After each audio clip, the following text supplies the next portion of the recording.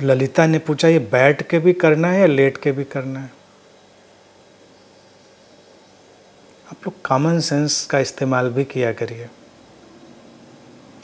मैं देखिए common sense वाली बातें छोड़ देता हूँ, क्योंकि मैं मान के चलता हूँ कि जो लोग मुझसे इंटरेक्ट करते हैं मैच्योर हैं, बातें समझते हैं। ये ध्यान का हमने केवल आपको इशारा दिया। प्रारंभ में बैठकर प्रैक्टिस करें तो आपकी पकड़ में आ जाएगा, फिर तो आप लेट कर चलते हुए कैसे भी उसको प्रैक्टिस में ला सकते हैं, क्योंकि उसमें ज़्यादा कुछ करना तो है नहीं। विजुअलाइजेशन है, ब्रीदिंग है आपकी, तो वो कभी भी उपयोग में ला सकते हैं। और मिहिर त्रिपाठी ने पूछा है कि लाइट का बॉल गेंद की तरह हो या सर्कुलर डिस्क जैसा हो? आप जैसा विजुअलाइज कर सकें, दोनों में काम करेगा, आपको जैसा दिखता हो, कोई अंतर नहीं पड़ता। और पूछा क्लॉकवाइज एंटी क्लॉकवाइज टॉप से विजुअलाइज करना है या सामने से? भाई देखिए, कोई भी चीज़ है उसका सेंटर अगर आप बनाएं, अपनी घड़ी को ही देखें और उसको आप ऐसे ऐसे रिवॉल्व करेंगे क्लॉकवाइज एंटी क्लॉकवाइज, सिंपल। अनंत वीडियो वर्ल्ड नाम से इन्होंने लिखा है कि इस ध्यान को करने पर नाभि में शीतलता का एहसास हुआ और आनंद महसूस हुआ। इट्स गुड, अच्छा है, शुभ है, जारी रखें।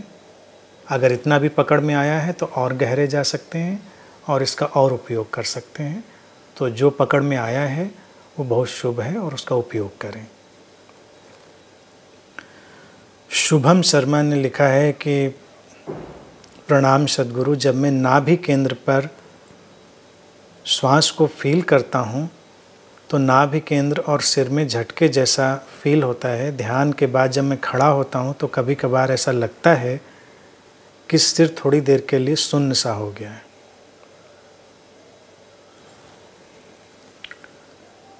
कोई बात नहीं,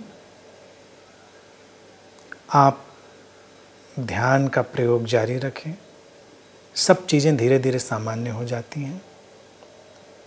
कभी कभी बॉडी माइंड का अलाइनमेंट होता है, हमने अपने शरीर और मन पर ध्यान दिया नहीं होता है, तो शरीर मन जब व्यवस्थित होता है तो एडजस्टमेंट में कई बार बहुत सारी चीज़ें होती हैं, वो महत्वपूर्ण नहीं हैं, वो धीरे धीरे सब सेटल्ड हो जाती हैं।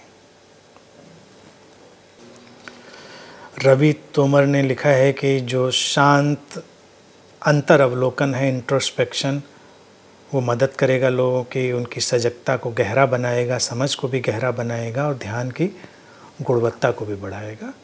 बिल्कुल ठीक लिखा है।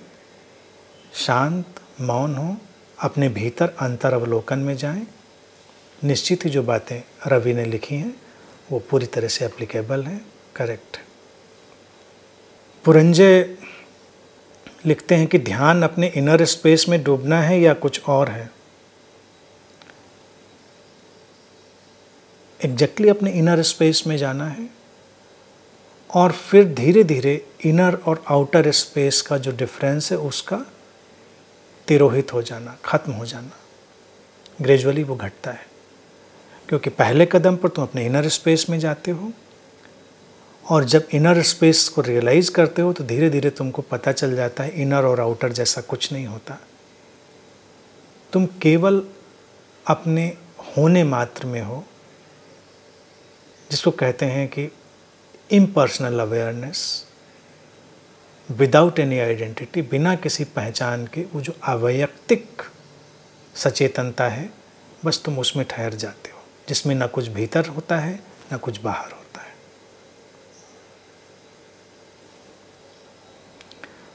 पूर्णिमा कात्याल जी ने पूछा है कि मेडिटेशन के पश्चात नींद का एहसास होना क्या इंगित करता है? नींद का एहसास होना ये इंगित करता है कि नींद आ रही है और सो जाया जाए। तो जब नींद आए तो सो जाइए, टेक इट इजी।